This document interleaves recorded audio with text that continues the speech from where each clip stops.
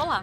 Você vai acompanhar agora mais um episódio do podcast Opinião do Especialista, um conteúdo da Academia Digital Einstein. Eu sou a Raquel Psighelli, graduanda em Medicina pela Faculdade Israelita de Ciências da Saúde Albert Einstein. Hoje vamos discutir um tema bastante relevante e atual na área de otorrinolaringologia, que é a perda auditiva e formas de reabilitação. Para essa discussão, contaremos com a presença do Dr. Maurício Kurk, que é doutor em medicina com área de concentração em otorrinolaringologia pela Faculdade de Medicina da Universidade de São Paulo, tem pós-doutorado no National Institute of Deafness and Other Communication Disorders e é médico no Hospital Israelita Albert Einstein. Doutor Maurício, seja muito bem-vindo. É um prazer tê-lo conosco para debater esse tema super importante. Eu queria começar essa conversa perguntando um pouquinho sobre quais as possíveis causas da perda auditiva, como que a gente pode desconfiar de cada uma delas. Oi, Raquel, obrigado pelo convite. Me sinto muito honrado por você me convidar. Você passou no nosso estágio aqui e, de certa forma, você me escolheu. Isso é uma honra. Vamos lá. A pergunta é: quais são os tipos de perda auditiva que existem e qual a forma de reconhecê-las? É uma pergunta ampla. Vamos lá. É, A gente pode caracterizar a perda auditiva de acordo com o local que ela ocorre na anatomia da orelha, do ouvido, né?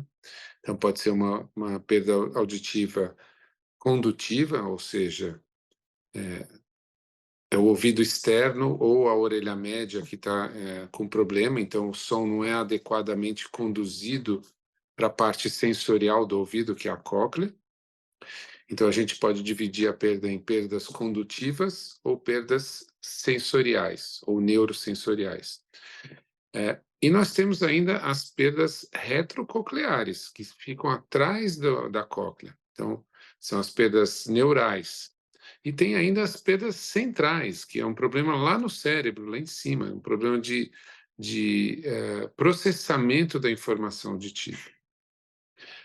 Ah, e temos combinações dessas, né? Então, nós temos, por exemplo, a perda mista, em que ela é tanto condutiva como neurosensorial. Então, por exemplo, um idoso que está com uma secreção no ouvido e ele já tem uma perda sensorial, então ele vai ter, na audiometria, no teste auditivo, ele vai ter uma perda tanto condutiva quanto perda neurosensorial. E aí eu já dei uma dica de como faz para a gente distinguir. O exame fundamental é a audiometria, é o teste auditivo. A gente não falou muito sobre as causas de perda auditiva, a gente falou muito sobre a causa genética, né? Mas existem outras causas, existem as causas infecciosas, tem algumas infecções que classicamente causam perda auditiva, meningite, sarampo, rubéola, cachumba, zika vírus, né?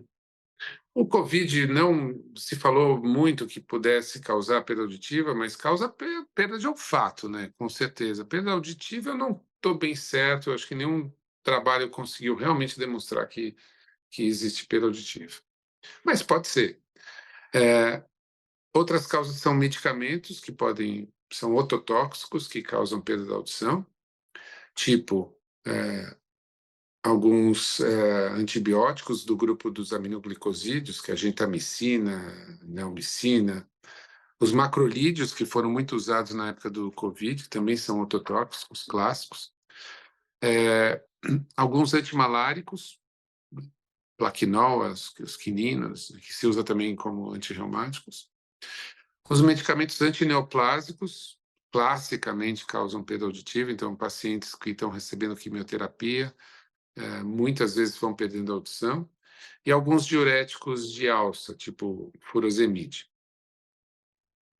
Alguns anti-inflamatórios também podem causar perda auditiva, aspirina e outros. Nesse caso, e assim como no caso dos diuréticos, é uma perda que, até um certo ponto, ela pode ser reversível com a interrupção do medicamento. E, por último, mas não menos importante, talvez a causa mais importante é a exposição ao ruído, né? tanto ruído de lazer, com música em concertos, baladas, etc., e o elétrico, né? Quanto o ruído causado ah, por trabalho, ruído ocupacional, que a gente chama, né? Então, algumas indústrias em que você está exposto ao ruído, né? E para isso já existe legislação e muitas formas de você se proteger quanto a isso. É, são muitas causas, né, que às vezes até quem está prescrevendo aí, você comentou de medicações que a gente usa às vezes no dia a dia, né, e que realmente podem ter impacto bastante considerável na saúde do indivíduo. Interessante. Quanto a essa questão da prescrição, hoje, assim, cada vez mais os médicos precisam ter consciência dos efeitos colaterais, sempre precisamos ter, né? Mas eu queria contar, por exemplo, uma coisa que acontecia no passado. No passado, as pessoas iam na farmácia tomar injeção para gripe. Não sei se você ouviu falar disso. E eu lembro uma vez que um primo meu me ligou, falou: ele é dentista. Ele falou: eu tô resfriado, o que que eu tomo? Eu falei: ai, eu já te ligo, eu estava ocupado no meio de uma consulta. E demorei um tempo para ligar. Quando eu liguei para ele, ele falou assim: não, não esquenta, eu já fui na farmácia e tomei uma injeção. E ele é da área de saúde. Eu falei: mas tomou injeção na farmácia? Isso faz uns bons anos, acho que não se faz mais isso. Mas só para você ter uma ideia. Eu falei: o que que tinha nessa injeção? Tinha garamicina. Tinha um antibiótico ototóxico, classicamente ototóxico, em que se prescrevia na farmácia. O farmacêutico, ou nem o farmacêutico, né, era o funcionário lá que dava a injeção para gripe, né? Ou seja, ele dava um aminoglicosídeo para tratar um vírus. Então, quer dizer, não é só o médico que tem que ter cuidado com o efeito colateral, né? Hoje em dia mudou, não se dá mais antibiótico sem receita, graças à legislação, né? É, ainda bem, né, é uma barreira aí para tentar proteger mesmo, né, ainda bem. E mesmo assim, às vezes, passa, né, que nem você comentou da época do covid, que foi usada a azitromicina, realmente Na época do Covid foram dois, eram os antimaláricos, né? A hidroxicloroquina com a é azitromicina. verdade. Piorou, né. Então, então piorou. Vai saber se foi ao Covid que causava perda auditiva, zumbido, tontura, ou Uhum. foram as medicações tomadas durante o Covid, né? Doutor Maurício, você comentou um pouquinho da audiometria, né, que seria então o exame diagnóstico. Como que funciona? Que outros exames que a gente poderia talvez solicitar, que seriam importantes, ou mesmo o exame físico? O que que você acha como que é essa investigação diagnóstica inicial ou até confirmatória? Não, o exame gold standard, né, o exame padrão ouro, realmente é a audiometria, que é um exame psicoacústico, né? Ele depende não é um exame totalmente objetivo, ele depende da informação do paciente, né? Então, o paciente que responde aos estímulos e depende também da subjetividade do examinador. Geralmente é um fonoaudiólogo que está fazendo isso, ou o médico também faz, né? Um otorrino. Agora, tem indivíduos em que a gente não consegue fazer audiometria, porque depende da resposta, que são, por exemplo, as crianças, né, os recém-nascidos. Então, para os recém-nascidos, e também ocorre perda peri-nascimento ou congênita perinatal, ela também pode existir a perda auditiva. Para essas crianças, a gente dispõe de exames objetivos. Existem dois exames principais objetivos, que são as emissões otoacústicas e o potencial evocado auditivo. As emissões otoacústicas é um exame bem interessante, que ele surgiu nos anos no ano 70, de 1978, então ele começou a se desenvolver até na década de 80, e por volta nos anos 90 do século passado, foi o que possibilitou a criação da triagem auditiva neonatal universal. Ou seja, foi o surgimento do teste de emissão otoacústica que propiciou que a gente, de uma forma efetiva, conseguisse detectar a criança que nasce com perda auditiva ou não.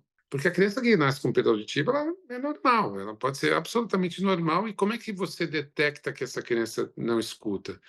Normalmente, se você não tem o teste objetivo para fazer, demora, em média, em países avançados, 2, 3 anos para você descobrir que essa criança tem perda auditiva. E no Brasil, mais ainda. Então, o surgimento das emissões oftálmicas propiciou que a gente detectasse que uma criança não escuta assim que nasce, ao nascimento. E isso propiciou, já pulando etapas aqui da nossa conversa, a reabilitação precoce.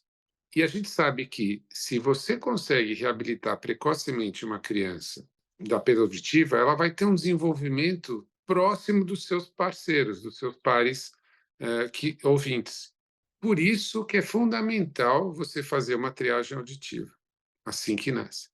Mais posteriormente, se utilizou também nessa triagem o potencial evocado auditivo de tronco cerebral, em que você vai utilizar um estímulo auditivo e vai captar a resposta neural e cerebral, ou até uma determinada parte do tronco cerebral, a resposta em decorrência desse som, e você vai captar através de ondas cerebrais, como se fosse um eletroencefalograma dirigido para a audição.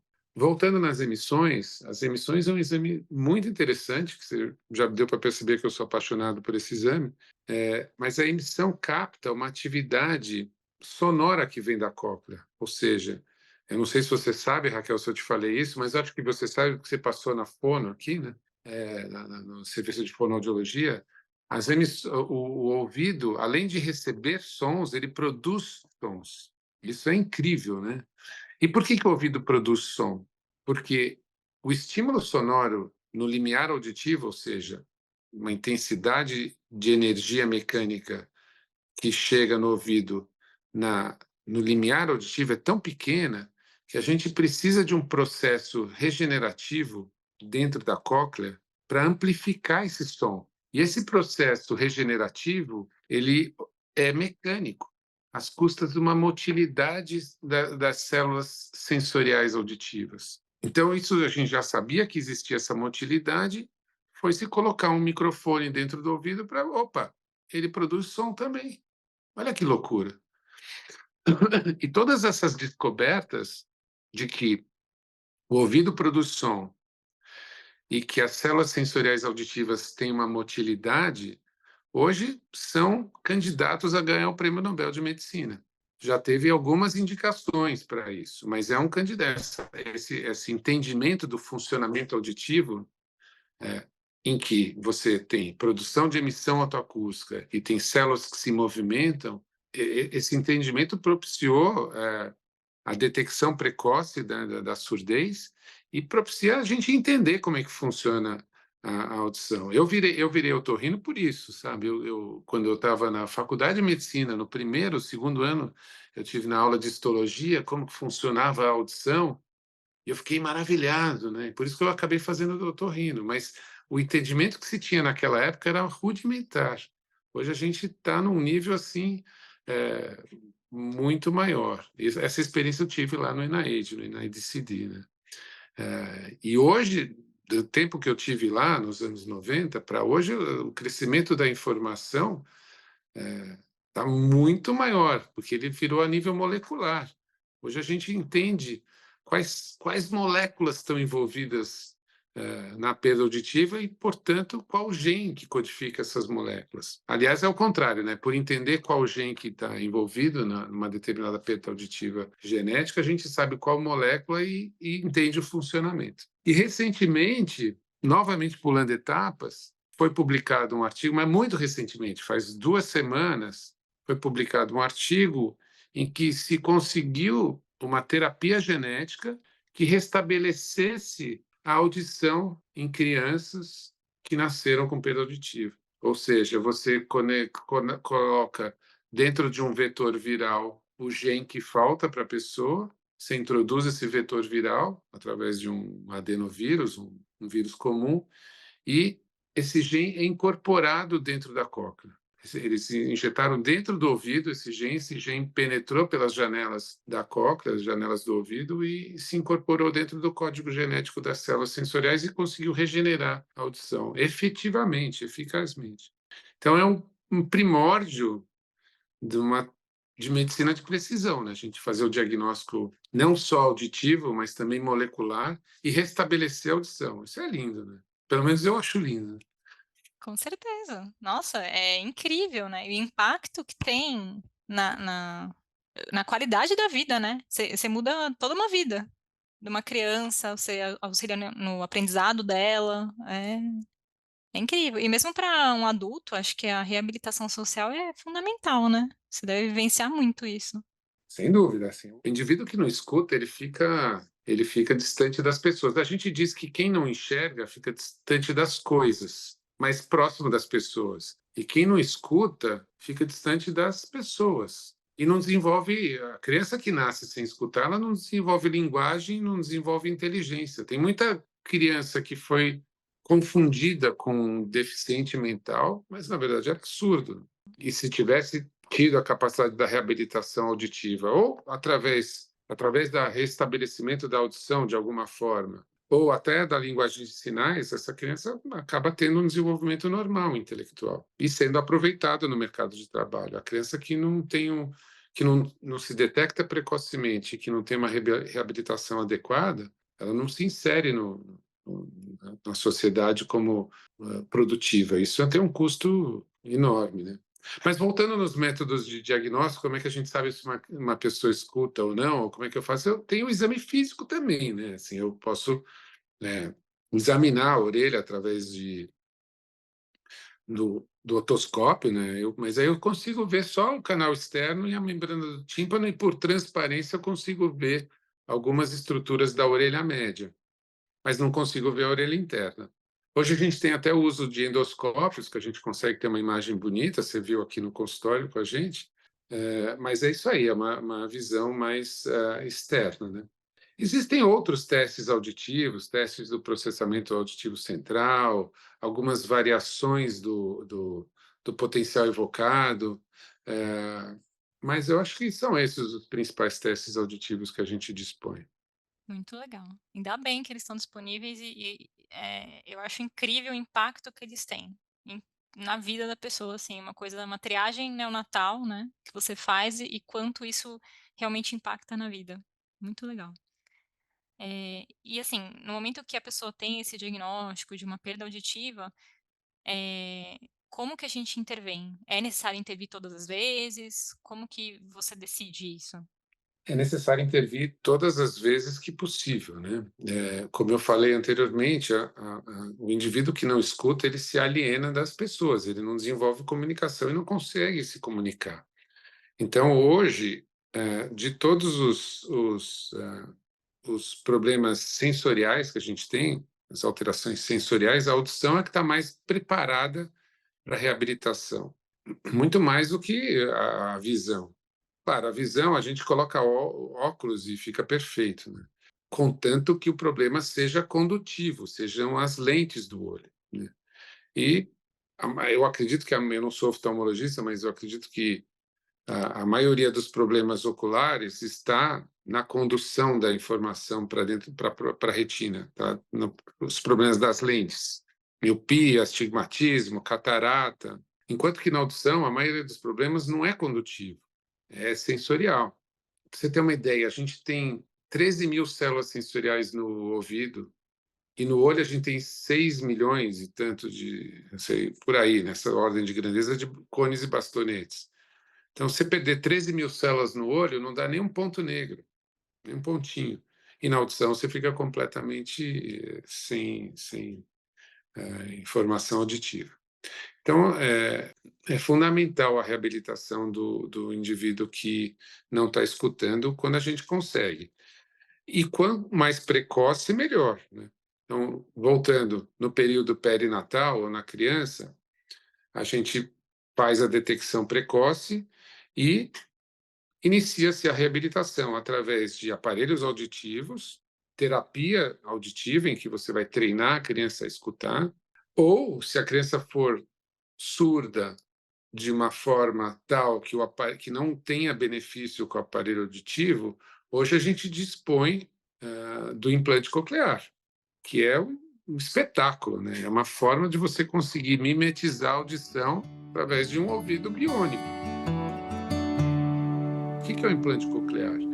É um eletrodo que é introduzido cirurgicamente dentro da cóclea e que vai estimular diretamente o nervo auditivo. Ele tem uma unidade interna, que é essa que a gente implanta, e por antenas por uma comunicação via informação de rádio, tem um componente externo que cada vez está menor.